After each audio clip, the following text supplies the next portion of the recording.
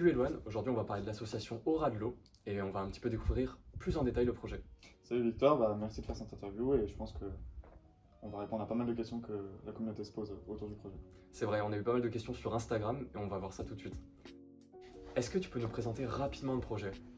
Alors, Aura de l'eau, c'est une association créée en 2016 pour améliorer la survie en mer. Donc, elle a déjà fait une expérience en 2017 avec un radeau de 16 places où ils étaient 12 à l'intérieur.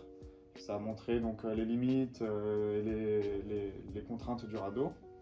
Et en 2022, pour la prochaine expérience, on a décidé de pousser l'expérience encore plus loin avec une embarcation rigide de 20 places et un radeau de 25 places. Donc pour avoir un nombre de participants total de 30, nous permettant d'embarquer des passagers, des personnes non marins, qui nous permettront d'évaluer l'impact d'un naufrage sur des passagers. Donc quels seront les profils des différents naufragés? Donc les naufragés, on veut leur profil soit aussi diversifié que possible pour représenter les passagers qu'on pourrait trouver sur un navire de croisière. Donc pour ça, il nous faut des profils pas forcément intéressés par la mer ou qui n'y connaissent pas grand-chose en matière de sécurité en mer, qui sont pas amarinés, qui n'ont pas l'habitude. Et donc les autres naufragés, parce que les naufragés, ce seront nous, des élèves étudiants en marine marchande, et des marins-pompiers et des psychologues embarqués. Donc ce sont des gens dont la sécurité en mer est leur métier, ou dont l'expertise médicale est leur métier. C'est quoi par la suite de la première expérience les attendus? Les résultats de l'expérience ont montré par exemple que les radeaux résistaient plutôt mal parfois au mauvais temps, parce que la première nuit, ils ont eu une grande arrivée d'eau qui a ouvert la tente finalement et qui a mis de l'eau en pleine nuit dans le radeau. Et aussi on montrait que sur les extrémités du radeau, aux entrées, le sol isolant n'était pas présent, gonflé, et donc que les personnes qui dormaient là avaient plutôt froid la nuit. Ok. Pourquoi toi tu t'es engagé dans l'association donc en même temps que nous, c'est-à-dire en 2021? Je me suis engagé en 2021 dans l'association parce que j'ai toujours eu un attrait sur la survie en mer, sur les caractéristiques de la sécurité en mer, sur les équipements. Et finalement, je me suis dit que c'était l'association qui permettait de pousser ce goût pour la sécurité en mer le plus loin, finalement, dans l'école. Et maintenant, je suis président et j'espère qu'on pourra faire cette expérience en mai 2022. Est-ce que tu as aussi rejoint l'association pour participer à l'expérience directement? Bah non, oui, comme je pense Tout le monde, ouais. comme beaucoup d'associations, je pense qu'on est tous un peu fous pour faire cette expérience. On ne se réalise pas encore et je pense qu'il vaudra mieux pas réaliser ce qu'on fait. On réalisera sûrement après, autour d'un bon Ouais. repas. Je pense que pour l'instant c'est inimaginable de s'attendre à ce qu'on va subir pendant 5 jours.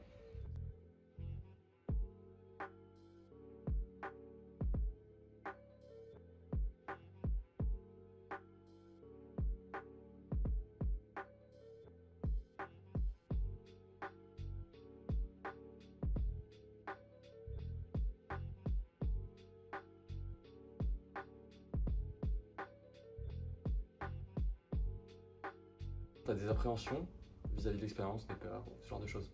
Des appréhensions, oui, j'en ai. J'en ai deux déjà, parce qu'en tant que participant et en tant que président. En tant que participant, comme tout le monde, je pense, c'est la peur d'avoir mal de mer, se demander comment on va faire nos plus simples besoins, comment on va interagir avec les autres. Il y a des gens qu'on ne connaîtra pas, il y a des gens qu'on connaîtra, savoir si ça peut casser les amitiés, on ne sait pas, on va voir. Effectivement, ouais. Et en tant que président, la peur que quelque chose se passe mal, que quelqu'un soit blessé, que l'expérience ne se fasse pas. La responsabilité qui en découle. Il y a une responsabilité, il ne faut pas la minimiser. Est-ce que tu peux nous parler un petit peu de nos sponsors? Nos sponsors et nos partenaires, on en a beaucoup autour du bassin méditerranéen et aussi même en France ailleurs. Pour les principaux qui nous aident quotidiennement, ça va être Cerveau Survitech côté matériel et le BMPM niveau sécurité. Cerveau Survitech, donc c'est l'un des leaders de la sécurité en mer. Ils sont basés à l'Estac, juste au nord de Marseille. Et ils nous aident en nous fournissant une grande partie du matériel qu'on va utiliser pendant l'expérience.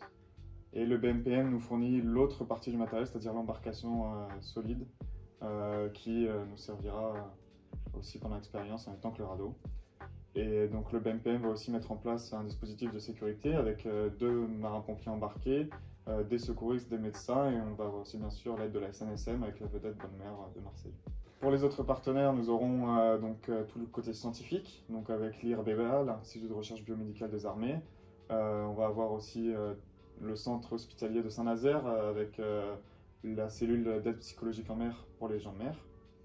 Et on va avoir aussi l'école Camodo avec sa directrice d'études, Charlotte Poupon, qui a fait un doctorat sur l'habitabilité en milieu extrême et qui va nous aider dans la recherche sur le confort à bord des radeaux. Au travers de cette expérience, comment est-ce que tu le lirais au métier de marin? Eh bien, je pense qu'en se projetant en tant que naufragé, on peut un tout petit peu ressentir ce qu'ont ressenti les réels naufragés et aussi savoir comment mieux entretenir, quel détail faut-il faire attention dans l'entretien d'une embarcation ou d'un radeau pour qu'en cas d'utilisation réelle, ce soit plus convenable et plus confortable. Parce que c'est des choses qu'on ne va pas utiliser tous les jours, mais c'est des choses qu'on entretient tous les jours pour s'assurer qu'elle fonctionnera au dernier moment, c'est-à-dire au moment où on doit quitter tout ce qui nous appartient. Est-ce que tu penses qu'en tant que jeune officier bientôt, tu as déjà un petit peu d'avance sur l'expérience par rapport aux civils qui vont embarquer avec nous? Disons que je pense qu'on est tous à égalité sur la préparation mentale de l'expérience. Même si nous, on travaille activement sur la préparation, donc on sait à peu près comment ça va se dérouler, mais mentalement, on sera sur un pied d'égalité. Après, sur le technique, oui, on sera un peu plus avantagé, parce qu'on sait déjà comment un radeau se gonfle, on sait déjà ce qu'il contient, on sait déjà comment ça marche, pareil pour l'embarcation rigide. Globalement, on sera plus préparé sur le côté technique et matériel, mais sur le côté psychologique, on sera sur un pied d'égalité, je pense. D'accord. Tu peux nous parler rapidement du déroulement de l'expérience qui se passe en mai? Oui, l'expérience se déroule du 2 au 8 mai 2022.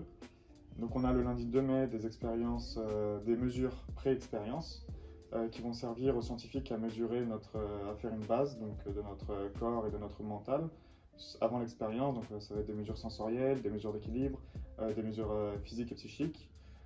Après on embarque le mardi 3 mai sur le radeau et l'embarcation rigide pour une durée de 5 jours. Donc pendant cette expérience, on va être suivi, il y aura des possibilités d'évacuation si le naufragé se porte trop mal. Et ça va durer du coup jusqu'au samedi 7 mai, dans l'après-midi. On va terminer l'expérience pour des mesures juste après l'expérience qui vont être faites. Et aussi J+1, donc le dimanche 8 mai, des mesures qui vont être réalisées. Les naufragés sont libres d'arrêter l'expérience quand ils veulent?